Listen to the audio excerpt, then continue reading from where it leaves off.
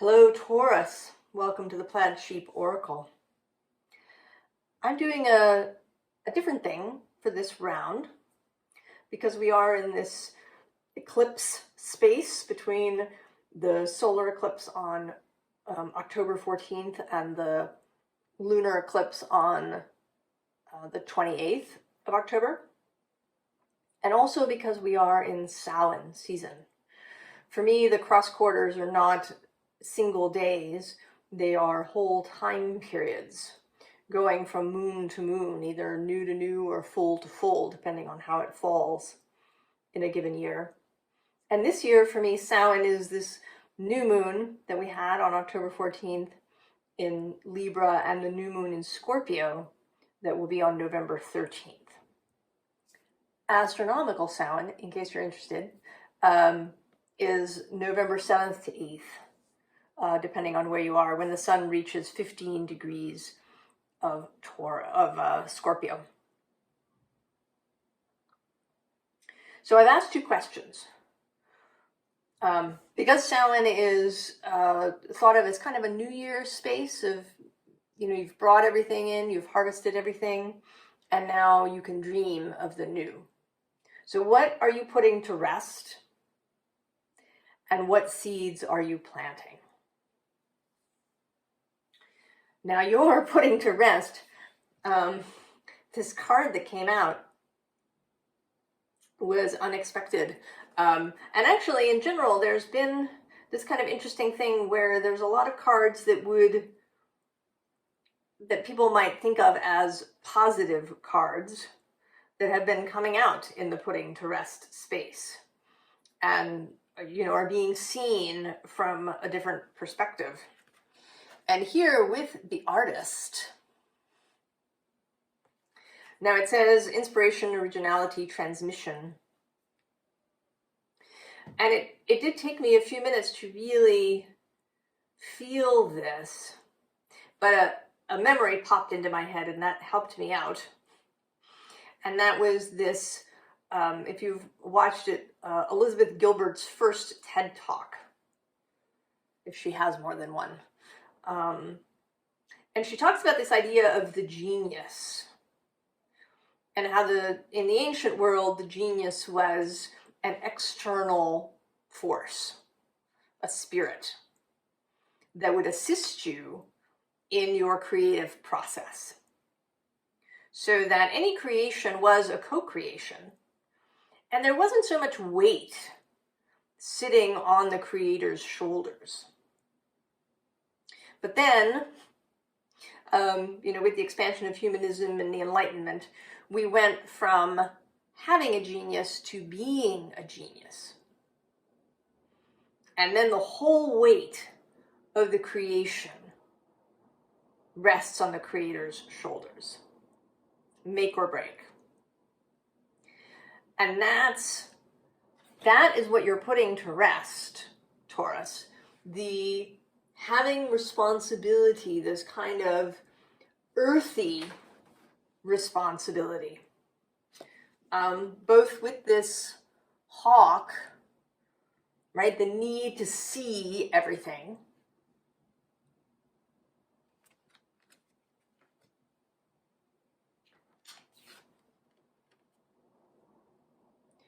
and then with justice to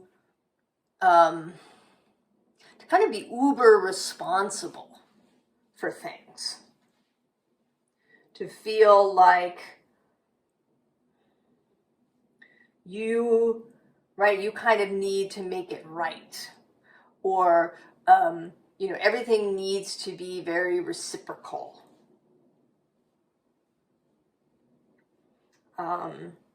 This is a bit of a Saturn in Taurus energy. Perhaps you have Saturn in Taurus, or folks here, or Saturn maybe in an earth sign.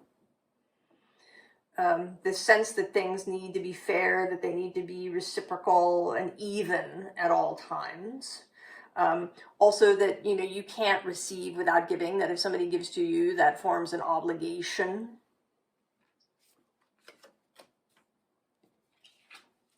And then here with this octopus, and actually also with the Hermit, right? That the whole, right, the idea is entirely up to you. That you are responsible for figuring it out, for having the idea, for whatever the idea is.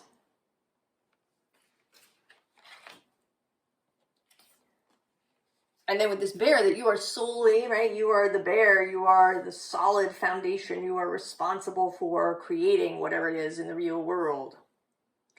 And that you have to do it in this real world way. What one might call a Newtonian way.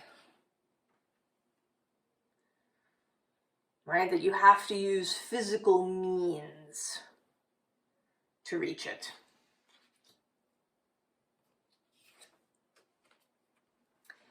And then this hummingbird feels today more, like it's more about the hummingbird, right? Keeping going. Right? That this kind of constant motion of doing. You know, and Taurus has this reputation for being lazy. But that is actually not my experience of Taurus. My experience of Tauruses is that they tend to be very hardworking, and that they really, you know, the things must be done in the physical world, right? And that they have to do them, and that they're responsible. I think that the thing about Taurus is not so much that they won't move, but that whatever movement they are in is hard to change. So, right, an object at rest will remain at rest, and an object in motion will remain in motion, right, unless acted on by an outside force. So there's kind of there's an inertia in both directions, in both rest and movement.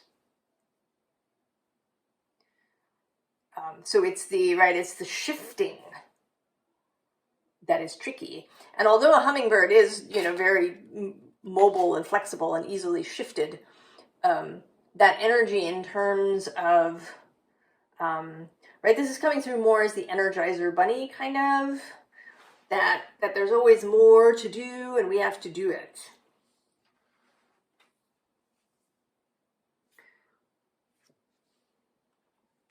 And so here with the sun, you know, I sort of feel as if you feel like you have to be this sun, right? And with Kuan Yin's sacrifice below, that there's some, right, that you have to be the earth and the cosmos, kind of, for yourself and for everyone, that it's up to you. And not just the sun, but the moon. Here with Diana. Although interestingly, you know, both Diana and Artemis, who came before her, are actually very earthy figures. They're seen as moon goddesses, but they're very earthy. They're huntresses. They're, you know, into spending time in the woods and spending time with animals. They're practical, strategic kinds of energies, actually. And that may be indeed why the moon, one of the reasons the moon is exalted in Taurus, is this kind of practicality.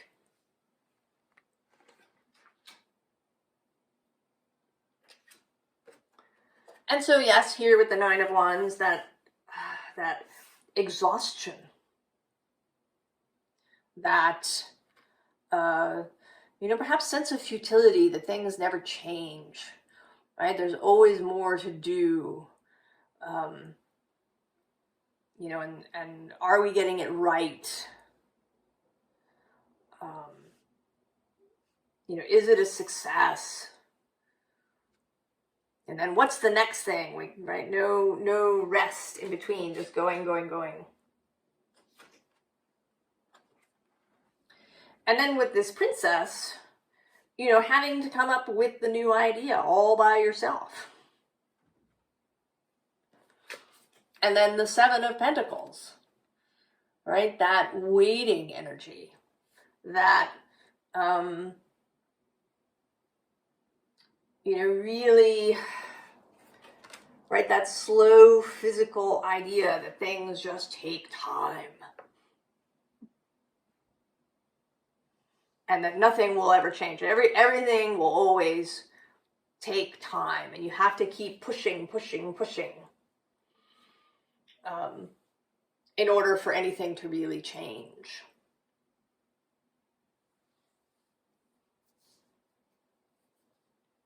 So this, this being trapped kind of by the physical world, and by a sense of your responsibility in it, the weight of it,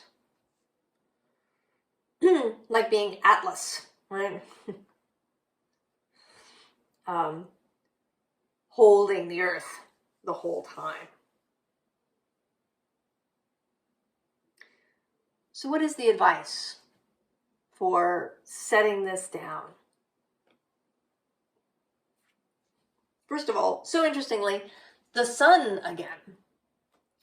Except this time you are not, right? Here you're sort of showing up kind of in this sun god Helios position. But here you're here. You are a witness to the majesty of the sun. You are a witness, an audience member, watching. And right below is, right, the east. I mean, this is the Zodiac. They are the goddesses of the dawn in a Slavic tradition. Zora is the dawn.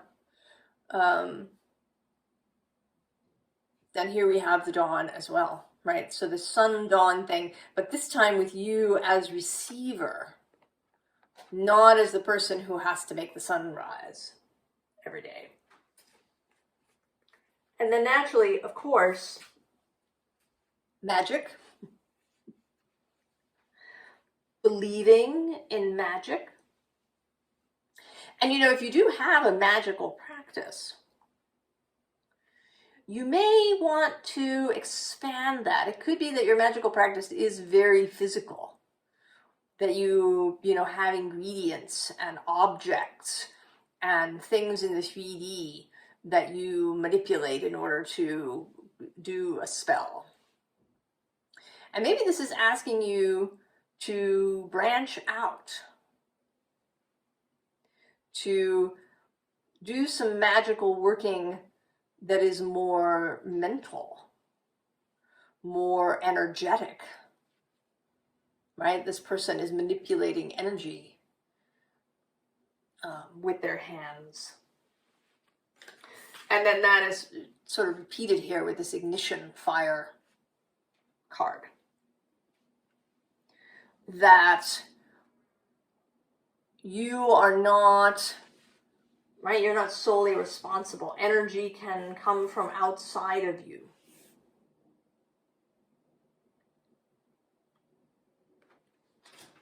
And allow it to come from outside of you. Allow yourself to see things outside of your own mind, or to know that you do, because, you know, really, it may be that you've been thinking of all of this as entirely your doing. But even if you don't see yourself as a channel, you do receive. Stuff does manage to get through the walls.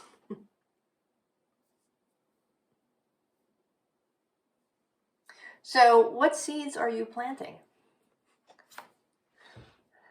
So this card, right? It says resurrection, but really, this is totally about the connection between this physical building and this ethereal, non-physical version.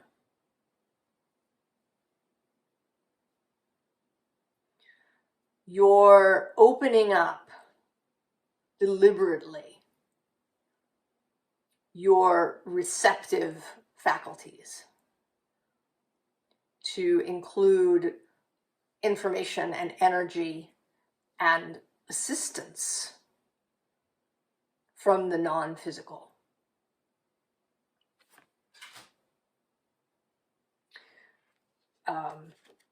So disruption, and right below that is trust, and then communication, oh, and then yes, love.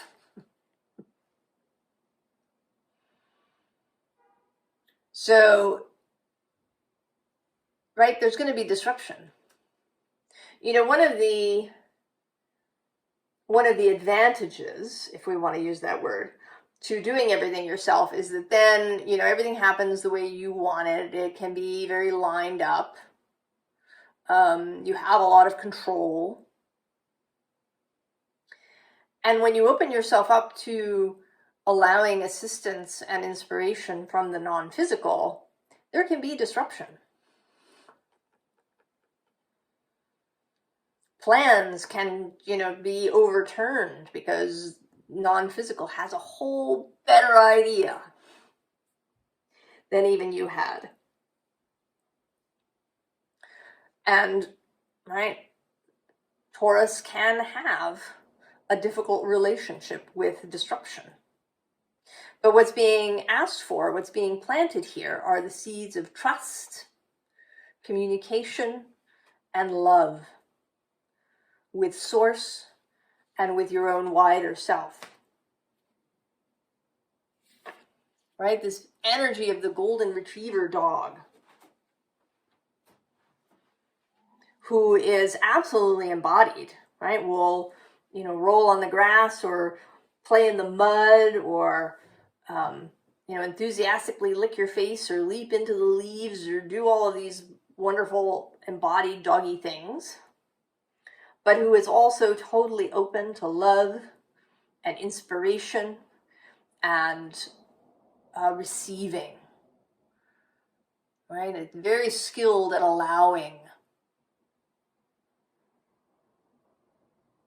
Dogs.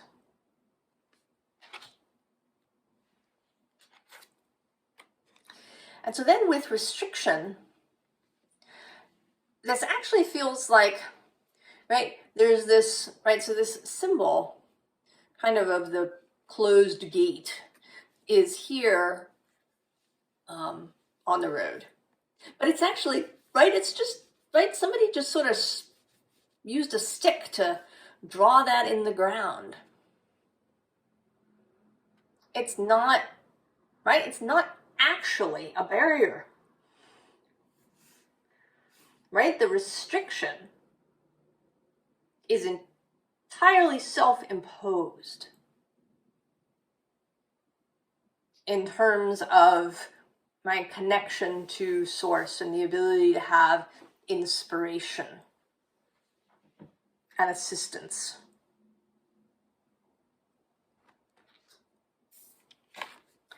And then with the horse, which in this deck says accepting help from another and delegating authority. Yes.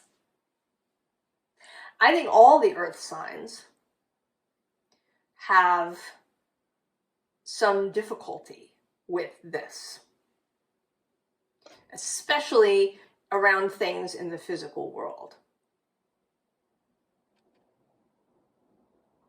So the ability to let other people do stuff. And in particular in this reading, to let your wider self and Source do stuff.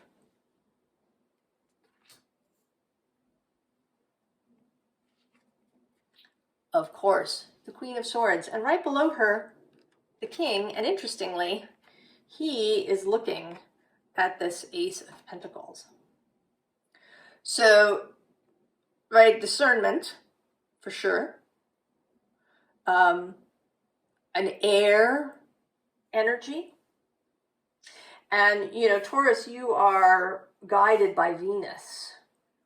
And this Queen of Swords is Libra's card, and Libra is also guided by Venus. but is a very different energy, right? This air energy. So kind of borrowing, right? Borrowing a more airy Venus energy. And then with the King of Swords, of course, having authority over what you do and don't do. And having, having the clear vision of, this new pentacle, but allowing air energy to arrive from outside.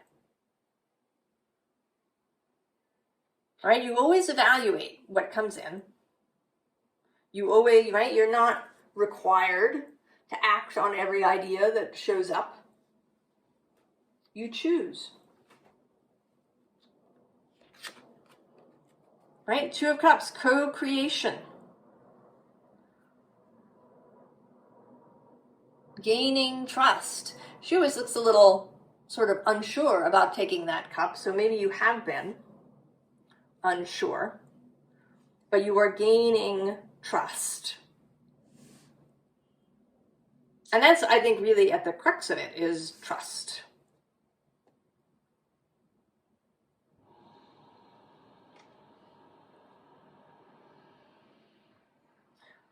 Learning to trust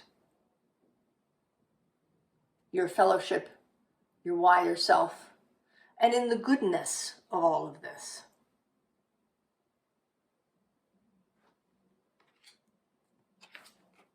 And then here, the Hermit showing up again, but this time, instead of, having this lantern that you lit and that is, kind of sitting up there, you're following this star, a much more ineffable, non-physical inspiration.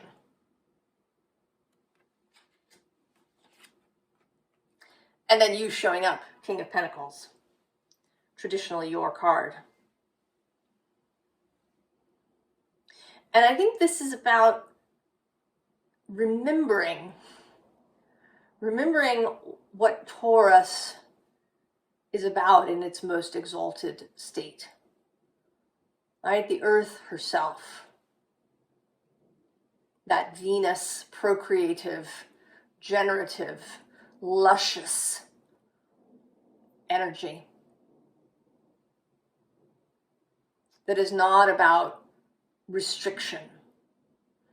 There is method, there is order, but there's also exuberance and enthusiasm and expansiveness. There's juiciness in the Taurus energy. So what is the advice for planting these seeds? Well, temperance. So, both, earth and water. The tempering of intensity.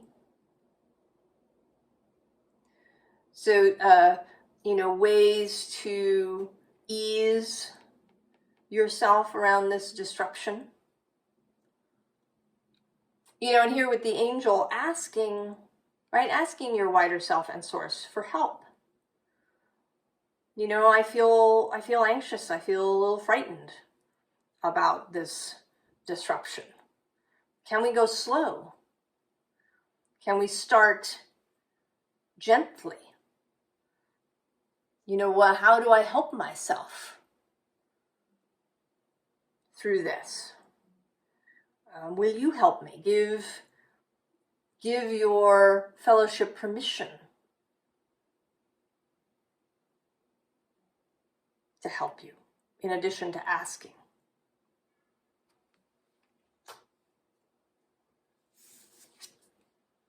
And here we have the Knight of Pentacles meeting the Fool. So you're not going to suddenly, become Aries, but you're going to borrow some of that For me, Aries, the Fool is Aries energy. You're going to borrow some of it from next door, right? Gemini energy on one side for a bit of air, and then the Fool for this readiness to just go without excess planning.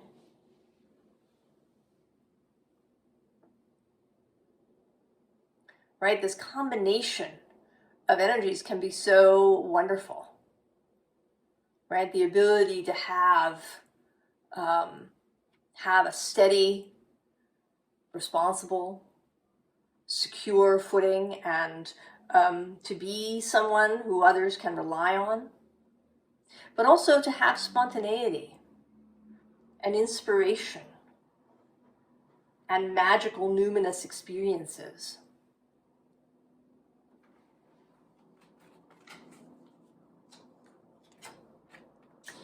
And then with this Five of Swords, let stuff go. I know. Exactly. I have a Taurus stellium. I know. Just walk away from stuff. Know when you can leave.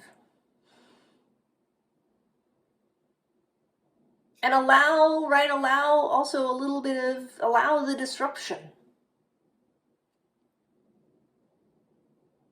Right? Allow, thoughts that are a little crazy. Take them seriously. Take the crazy ideas seriously. Why not?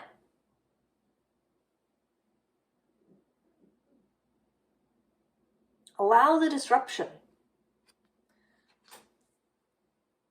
Both in your head and perhaps outside of it.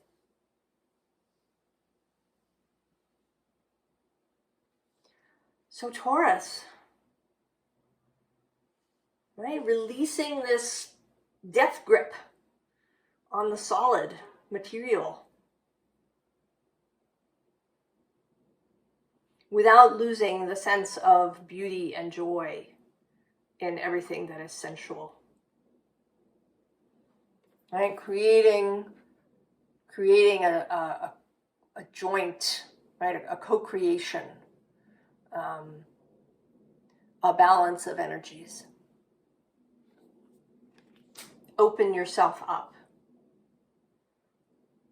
Allow yourself to trust and believe that it is possible to create change, to create beauty, to create whatever you would like without you having to make every single physical step along the way.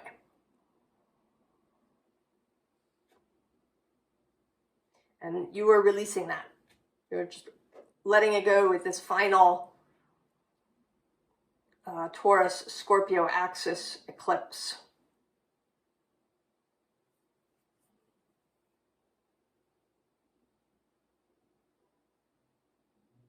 So Mercury will be conjunct the Sun during the eclipse. And the Moon will be in the vicinity of Jupiter, as well as the Aries. It lies kind of in the midpoint between Jupiter and the Aries North Node. And Uranus is also still in Taurus. So there is a lot of energy of change and expansion and personal power that is available to you in this coming full moon. I'm excited for what you can create from this new space, Taurus. I wish you all the very, very best, and I will see you next time. So long, Taurus.